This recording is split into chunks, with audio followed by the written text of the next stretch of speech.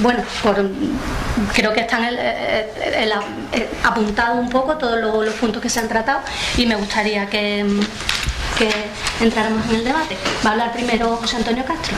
Muy bien, muchas gracias. Bueno, muy buenas tardes a todos y a todas.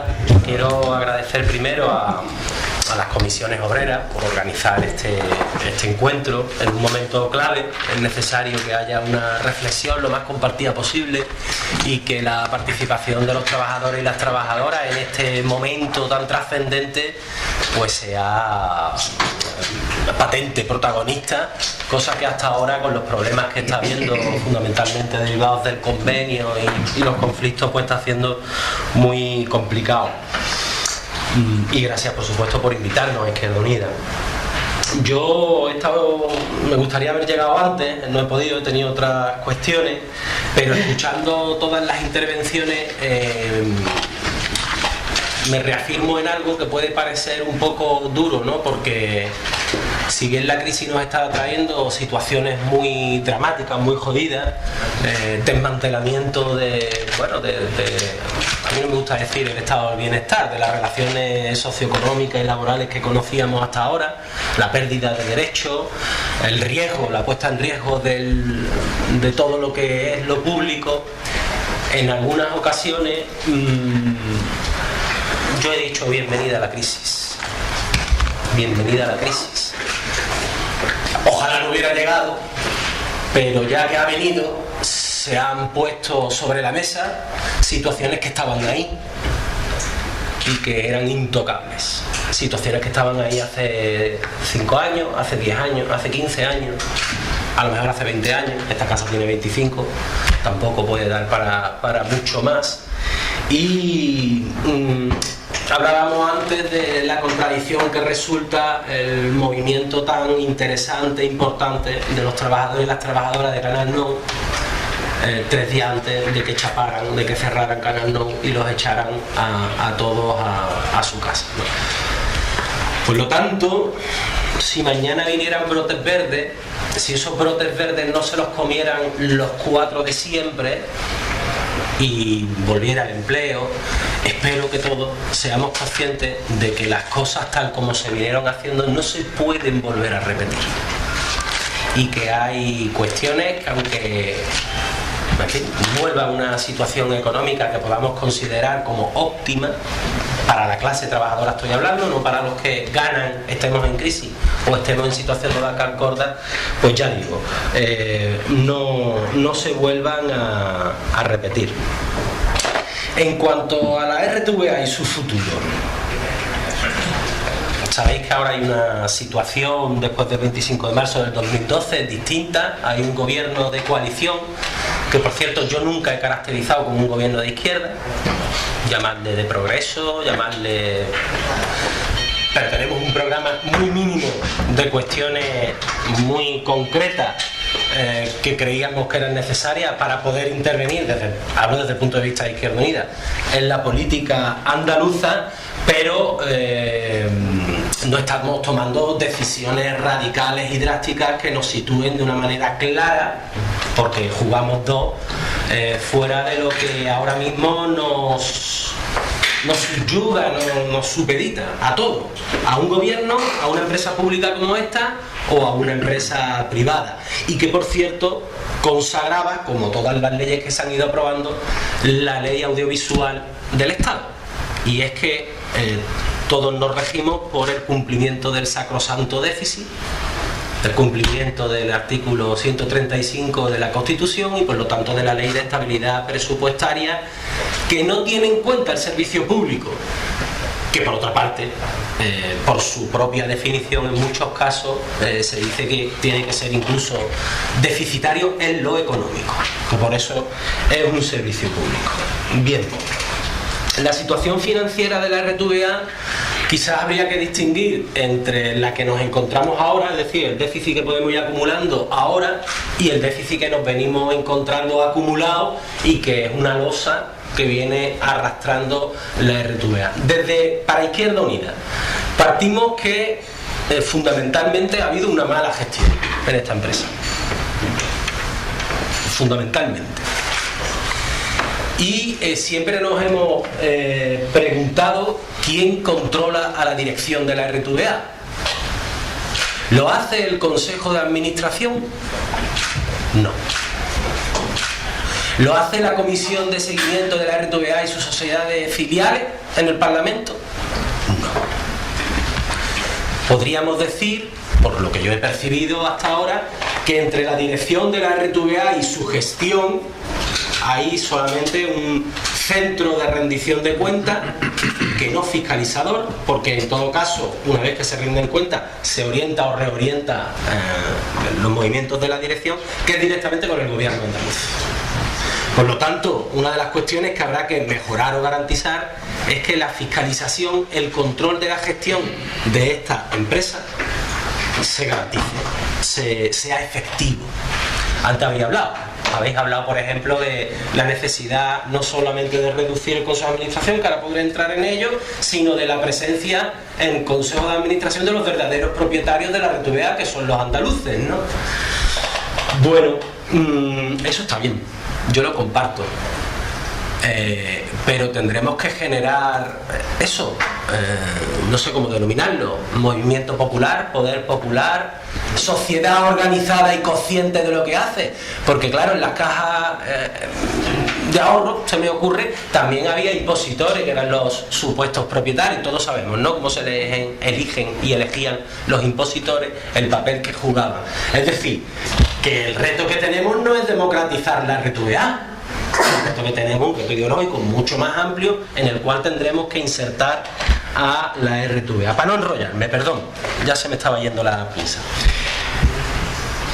¿En qué situación estamos hoy? Sabéis que cada vez que hacemos un presupuesto nos viene un recorte nuevo en los mismos.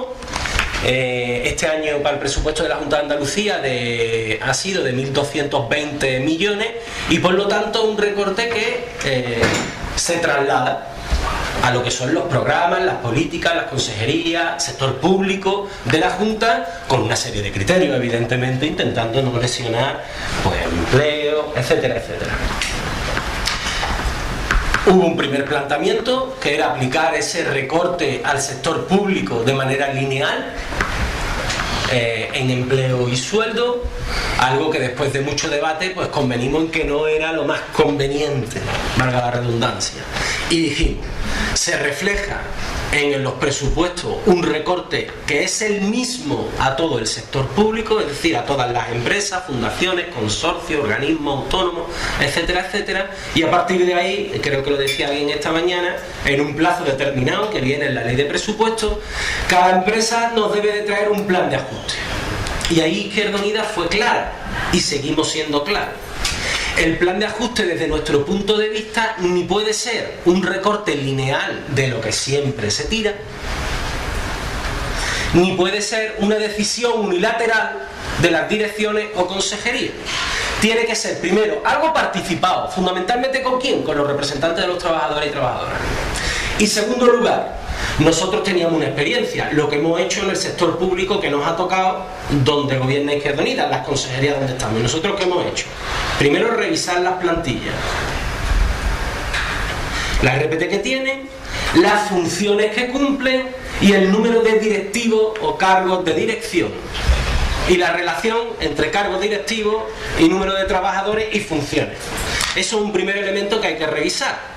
Eso nos llevó, como sabéis, a encontrarnos empresas donde había un directivo por cada 4 trabajadores. Un directivo por cada 4 trabajadores. En plantillas de 700, No... Bueno, hay plantillas de 12 donde había 7 directivos y 5 trabajadores. Y doña, salió en prensa, vaya, no me lo estoy... Bueno, pues en primer lugar hay que valorar eso y ver si se corresponde.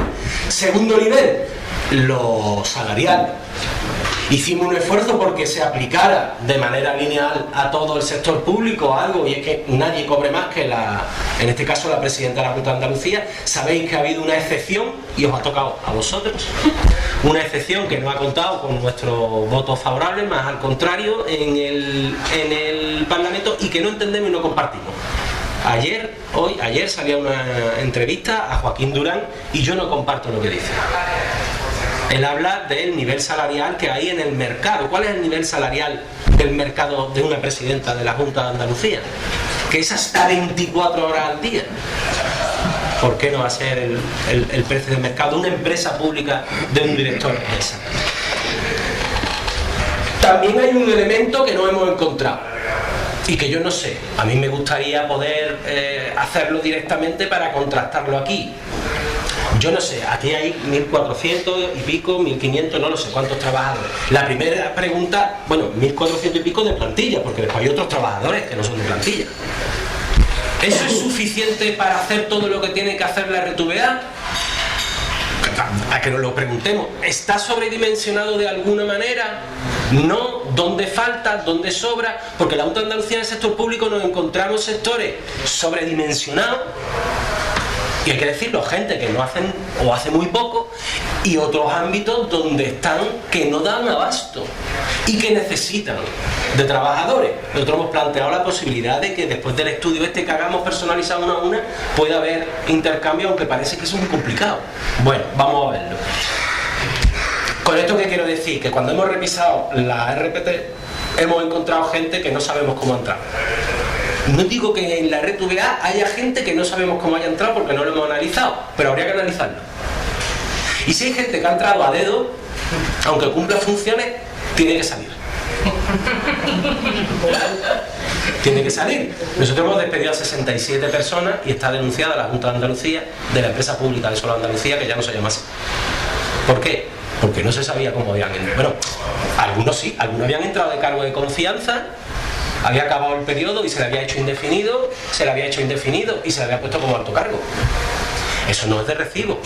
No es de recibo con todos los compañeros que han optado y que han entrado a la empresa pues de una manera determinada como debe de ser.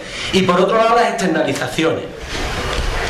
No os voy a explicar yo la caracterización que hace la RTVA de la producción propia. Lo difícil que es valorar si se está cumpliendo la Carta de Servicio Público o el contrato programa con esas definiciones que desde nuestro punto de vista son perversas y te impide primero determinar si estamos cumpliendo con eso y en segundo lugar en muchos casos pues estás encubriendo una externalización y planteándola como elemento propio. Y después está en el tema de las externalizaciones el sector audiovisual. Yo entiendo que el sector público tiene que servir de motor del sector privado. Lo que no entiendo es cómo hay sector privado que su única razón de ser es los contratos con el sector público. Eso no tiene sentido. Y no os voy a contar yo la de productoras que se han montado al calor de y que dejan de tener sentido si termina su relación comercial, contractual con la RTVA. Ese sector audiovisual privado no favorece, no beneficia ni la actividad económica en general, ni el ámbito de la comunicación y producción audiovisual en particular en nuestra tierra. Por lo tanto, también eso hay que acompasarlo. Nos ha costado mucho tiempo que nos reconocieran que es verdad que esto también estaba sobredimensionado y vivía en exclusiva de esto, pero siempre se nos ha dicho que, bueno, que nosotros lo que estamos es atentando contra el empleo, el sector privado. Nada más lejos, pero sí hay que reconsiderarlo. Nosotros no vamos a permitir, esto también lo quiero matizar. No vamos a estar de acuerdo ni vamos a avalar y vamos a intentar no permitir que se den decisiones unilaterales que no respeten estos principios. Y el ejemplo lo pongo en la agencia Maya.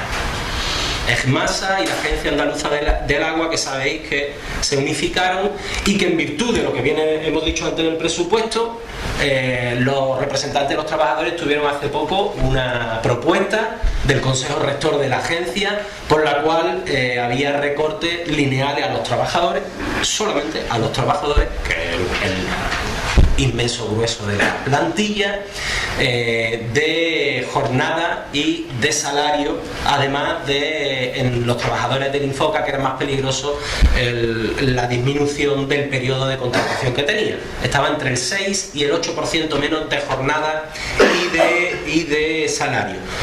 No estamos de acuerdo. Como no estamos de acuerdo, pues nos hemos reunido con los trabajadores, hemos participado en sus movilizaciones, hemos hecho declaraciones públicas, hemos registrado iniciativas y tenemos que congratularnos y decir qué pedazo de gobierno tenemos, que han retirado esa propuesta y se van a sentar con los responsables, con los representantes de los trabajadores y trabajadoras a negociar cómo hacemos ese. Pues ese es el camino de la RTVA.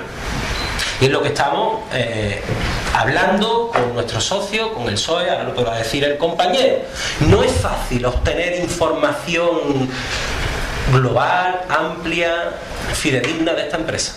No es fácil. Pero yo creo que lo conseguiremos, espero, para poder intervenir. Y está encima de la mesa el plan estratégico, para dejaros la posición de Izquierda Unida. Cuando se nos plantea la cuestión del plan estratégico, a nosotros se nos ponen los pelos de punta.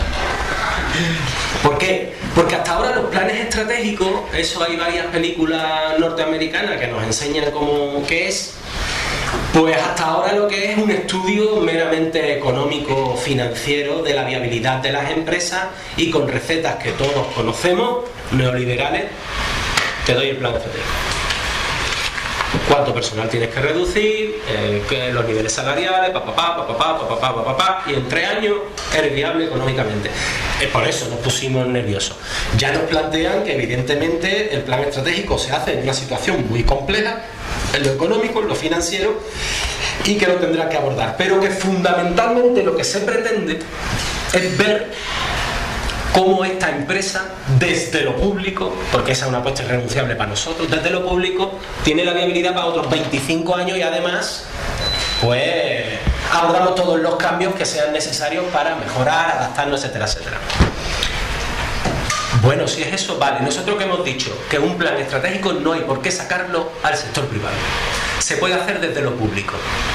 Y no solo con la participación de los trabajadores, que tendréis que tener participación, pero no es suficiente. Hay otros ámbitos que pueden ayudar. Y está para lo económico-financiero desde la Cámara de Cuentas, hasta para otro elemento el Consejo Audiovisual de Andalucía, incluso para otro elemento el Defensor del Pueblo de Andalucía. Hay desde todo lo público, las universidades, en fin, que se nos puede ocurrir para que no tengamos que sacar un concurso a licitación para que una empresa nos diga lo que hay que hacer o cómo hay que hacerlo. Porque además, en fin, y con esto termino con lo de la RTVA, yo estoy mucho con lo que ha dicho Paco Sierra en torno a la programación. Nosotros tenemos una programación, no os sintáis nadie, espero que no os ofendido, bastante casposa, que reproduce una serie de tópicos que quizás no son los más deseables en un número determinado de programas que conecta con un segmento de la población andaluza, que es lo que tenemos fidelizado y que es lo que nos garantiza un determinado cuota de pantalla, pero necesitamos innovar y necesitamos llegar a la pluralidad de la sociedad andaluza en su conjunto. Además de ofrecer, bueno, pues otros contenidos que ahora mismo se ven ajenos de la RTVA, no existen para la RTVA y que podríamos ganar. Eso ahí entra Canal 2, que no ha ahorrado, yo creo que es cero. Creo que es cero. Está el aprovechamiento de las TDT, que yo creo que hemos perdido también. Hay un salto muy importante, Canal Internacional, la web. Tenemos muchos instrumentos y un personal muy cualificado para que satélite, efectivamente, que lo, en fin, el satélite que se está medio muriendo, además. Por lo tanto, entendemos que puede hacerse ese plan estratégico, pero no desde el sentido neoliberal. No, un plan estratégico de viabilidad de una empresa pública que da un servicio fundamental a la ciudadanía y que además que tiene que operar muchísimos cambios, no para garantizar otros 25 años como anteriormente, sino para garantizar otros 50, poniéndonos en la puntera del sector audiovisual andaluz. Yo creo que no me voy a enrollar mucho más. Decir una cosa. Con la ley de audiovisual de Andalucía. Para nosotros lo fundamental no solo es revertir los principios dogmáticos neoliberales de la ley audiovisual general. Esto pasa como lo que os he dicho antes de la presencia de la ciudadanía del Consejo de Administración. Las leyes pueden ser muy de izquierda, pero no deja de ser tinta sobre papel. Y hasta ahora con la normativa andaluza se podría haber intervenido de una manera más decidida en el espacio radioeléctrico. Vosotros últimamente, digo vosotros, a las comisiones obreras les está doliendo la boca de decir que el espacio radioeléctrico es un espacio tan público como la ribera de los ríos, como el litoral, ¿no? Bueno, pues eso es lo que queremos, que haya una intervención decidida de los poderes públicos en el espacio radioeléctrico, no solo en lo que atañe a la empresa pública, lo que atañe a todo el sector audiovisual, sea del origen que sea, digo el capital que esté detrás de ese sector. Hay que intervenir, hay que garantizar una determinada serie de cosas por ley y después hay que hacer todos los esfuerzos para que de manera efectiva y participada eso se ejecute, se desarrolle y que por lo tanto tengamos una ley en Andalucía que sea distintiva no solo por el contenido, sino por su desarrollo. Termino. Junta de Andalucía. Mesa para la ordenación e impulso del sector audiovisual. Esto lo conocéis igual que yo. Lo poco que sabemos de cómo va esto. ¿Habéis hecho ¿habéis contado cuánta gente participa en esta mesa? Ahí estáis vosotros, entre otros, las comisiones obreras. ¿Alguno de vosotros sabéis cómo va esto? ¿Qué contenido tiene?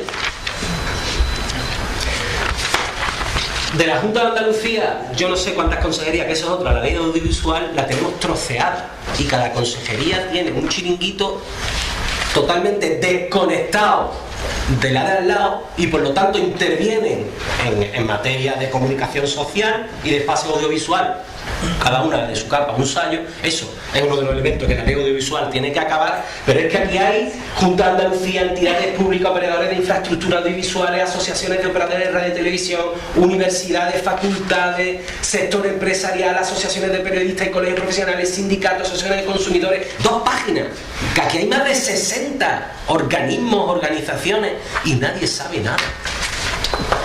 Hay que acabar con este modelo también de hacer las cosas, porque si no estarán construyendo cupularmente lo que después afecta a nuestras vidas, ¿no? Sé que he sido muy grueso, pero es que he escuchado mucho de antes y vosotros sabéis en lo concreto qué más hacer y creo que había que hacer un poco una intervención gruesa en este sentido.